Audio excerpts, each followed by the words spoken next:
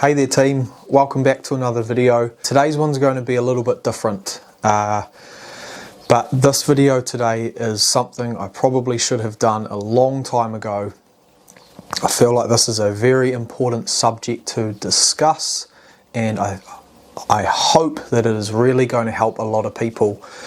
And so what I'm talking about today is chronic fatigue syndrome. This is something I became ill with at 10 years old. I'm now 32, so I've been battling this thing for over 20 years now. It's been a tough road, but it's been a blessing in disguise, I would call it. And I've learnt a lot about myself, about human potential, what we are all capable of through this whole process of just trying to unravel and figure out this whole thing. And so my hopes for this video today is to give a bit of hope to people not just suffering with this illness in general, but any hardships that you may be going through in your life. This is the message I want to get across today, and this is hope and human potential, and that we are all capable of more than what we are told. Because the general public perception on our potential as human beings and well-being, it's too low in my opinion. We are told that we are not capable of things, and these simple words have much more effect on us than we think they do. So I really want to get this message across today, clear and concise. I'm going to tell my story that I should have done a long time ago, and I really hope this helps you out. So it's something that I haven't actually even processed properly myself. I've never really talked about this to anyone. I've been a personal trainer for nearly 10 years now, and most people have no idea that I'm dealing with this thing. So let's just dive straight into this video. I'm going to go through a bit of a timeline just to give you some context on how this whole thing started, and I want to help you with some practical tools that can uplift your being and give you more general wellness and health. And so I'm going to do this through my personal experience. So let's start this story right back at my childhood before getting sick with chronic fatigue. So growing up in New Zealand, we are a really sports-oriented country. We're very physical, and so I loved just moving and just being an active kid. I had a really active imagination. I absolutely loved running. I was a good runner just naturally. I was always barefoot, playing in the mud. I've got 5 siblings, so we're a family of 6 kids. We'd always play sports after school, just in the backyard. We'd be hitting a ball around or kicking a ball around, playing football or backyard cricket, and just being little menaces, annoying the neighbours, and just really physical. I was doing well in school. I was English and maths I was doing really well in. So everything was going great basically, no problems. So in my last year of primary school, I fell ill with glandular fever. And so the lymph nodes in my neck became extremely swollen, really sore neck, major fatigue. I was bedridden for about 4 or 5 weeks, I think, by memory. Eventually got over this virus, came back to school, went straight back into cross-country running, even though the teachers were literally shouting at me as I was running, telling me to slow down. But I've just always had that sort of all or nothing mentality. So I was back to school and I was like, yes, I'm better now, I'm healthy. And so the next year rolls round, start of intermediate, and I sort of have this relapse of the glandular fever the year before, and I thought, this feels familiar, something's not right. My lymph nodes in my neck were swollen again, I had the sore throat, and so I was like, oh well, I'm sick again, I'll get over this thing. And Little did I know this was going to last for the next 6 or 7 years. And so I tried going back to school part-time, didn't really work, tried a few different classes, did okay, but I was really struggling, had no energy for it, so basically enrolled in homeschooling, and my mum was home with me throughout this process. And so the first major point I want to make now, which I will relay back to later on in the video, is the power that our mindset can have. So when I was first trying to diagnose or figure out what this illness was and get a diagnosis, first doctor told me it was all in my head, I was making this up. This is a very common perception around chronic fatigue. People, the general public, think you're just making this thing up because the symptoms and the way that they respond and the ups and downs, the waves that we go through this illness are very strange. Chronic fatigue being a blanket term, meaning people can respond to this illness a lot differently. It goes from the point where people are just slightly fatigued every now and then, right up to being completely bedridden or in a wheelchair. So there is a very wide spectrum of symptoms and severity of them. And so the early stages were very confusing, but like I said, the first kind of major positive influence was my mum basically said, right from the get-go, was her mindset was, let's figure this thing out and let's figure out how to beat this thing. And like I said, I will relay back to this further down in the video, but this is something that is extremely powerful and has now been proven scientifically on the power of belief.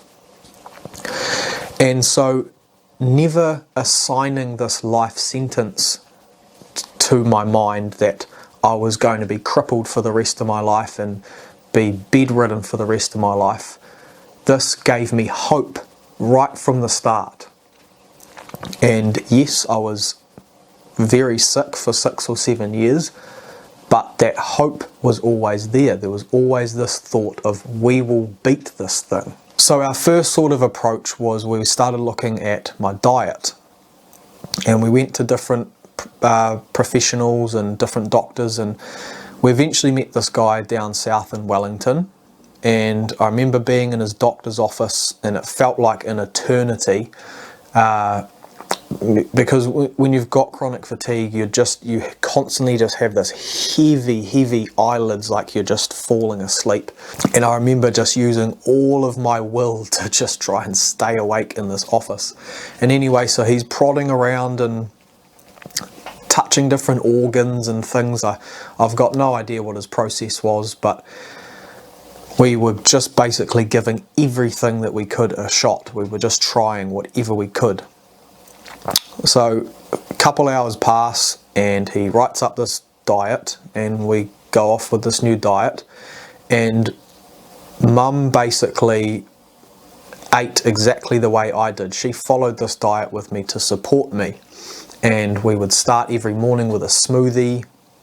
She'd bake homemade bread every day. We'd have this bread. We had this guacamole avocado mix. It was either that or honey on this bread. We had a few snacks. I think it might have been nuts or something. And the dinners, I can't remember clearly, but I think they were like a curry or something vegetarian, something like that. So it was all very healthy stuff. But didn't seem to be working, but this was starting the process of being self-aware and starting to try and take the power back into our hands and assessing different variables and thinking, you know, how can we positively affect our health? And so this is where chronic fatigue has been a blessing in disguise for me, because I've been forced from a young age to assess my health and figure out ways to improve it because I have this handicap. And So that was sort of the early stages of just starting to become self-aware about health. And I would like to just touch on briefly the public perception on chronic fatigue, because generally when we look at someone who's sick, you know, let's say just the common cold, you catch the cold, you're sick constantly until you're better, and then you carry on with your life. But chronic fatigue's a weird one. It goes in waves. So personally, I would generally be a lot more sick throughout the day, and then I would have this energy boost in the evenings. And this was sort of the wave that my body was going through with chronic fatigue, which once again made it a lot harder for people around me to believe that I was sick, because they were just like, this is just some kid who doesn't want to go to school. But I was doing really well at school. I loved sports. I was a promising young footballer. I'd made it into the regional team. I was a great runner. I was doing well, all before I got sick. And this was all taken away from me. And from a young age, all I wanted to do was be a professional athlete. First off, it was I wanted to be a footballer, and that dream still stuck with me. Even while I was sick, I still was just always dreaming of just being better, being healthy, and being capable of these things. And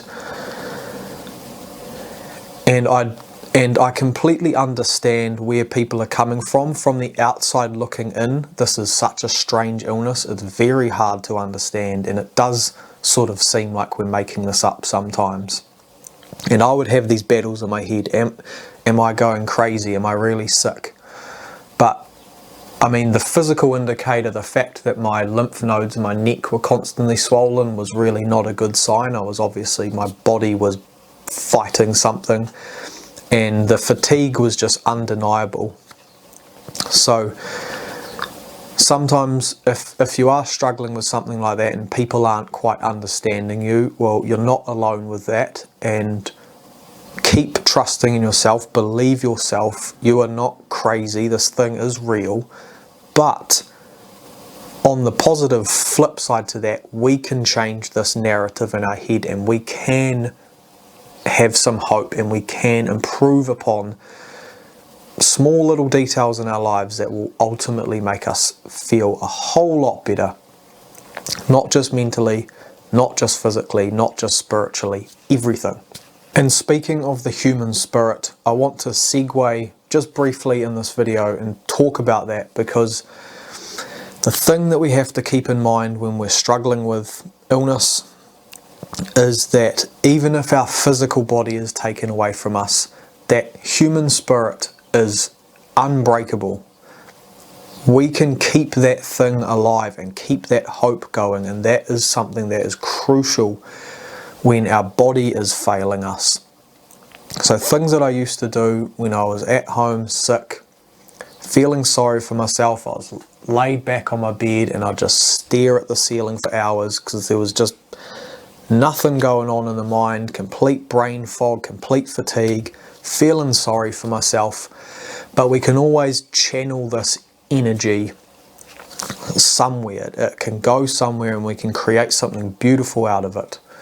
So I would often write lyrics down. I'm a huge rap and hip hop fan. I love hip hop. I love writing and the wordplay and the structure and the style and everything about it.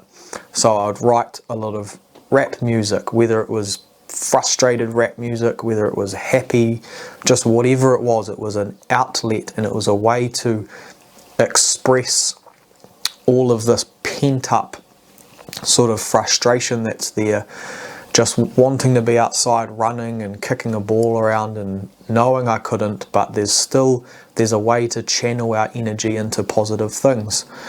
And I was also still am a huge fan of Dragon Ball Z and Pokemon as a kid. So I'd create my own Pokemon characters and I'd draw them.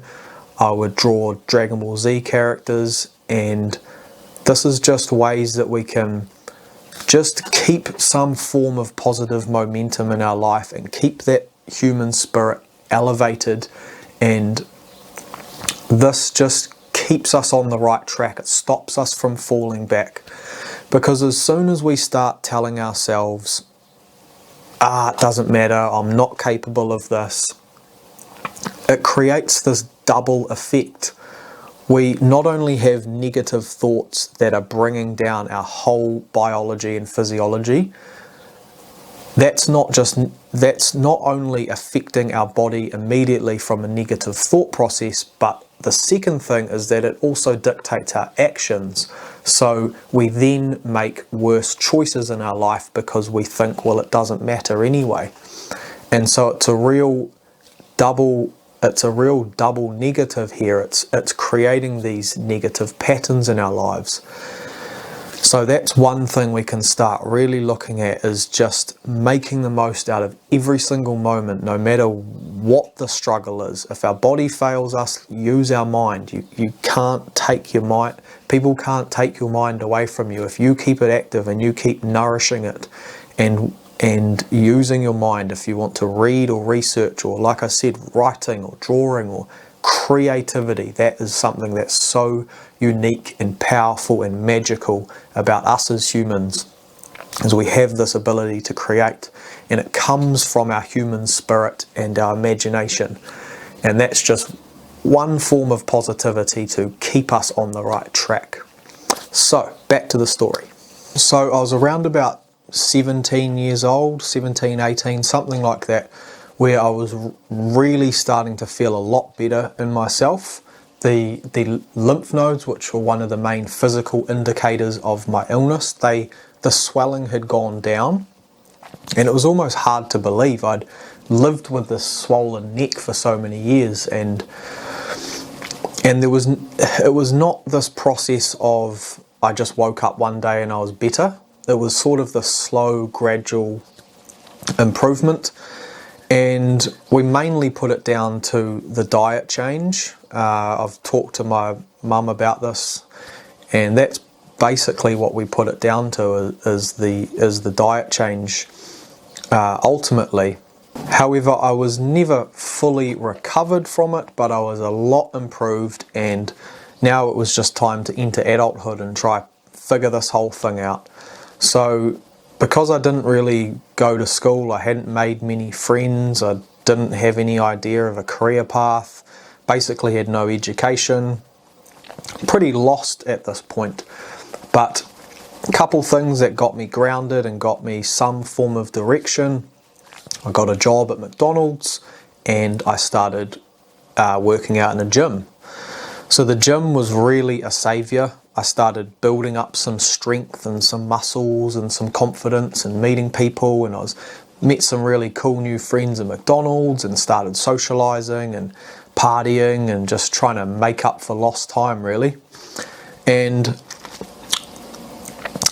throughout this sort of change, going from teenagehood to adulthood, I thought that I'd beaten this illness. I just thought it was behind me. I was like, cool, now it's time for the rest of my life. I've got this new lease on life. Everything's great. There was many times that I can think back of where I was having major relapses, and I was almost in denial in a way, thinking that I'd beaten this thing. So there's many times I was working in landscaping for a family friend of my parents, and he ran the business, and he would pick me up before we went to work in the mornings, and there was multiple times where he'd be banging on my door trying to wake me up. I was just constantly exhausted.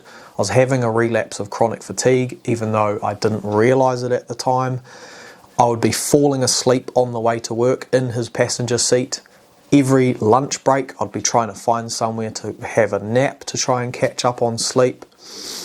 Then I went into studying personal training with one of my best friends. In class, I would be trying not to fall asleep.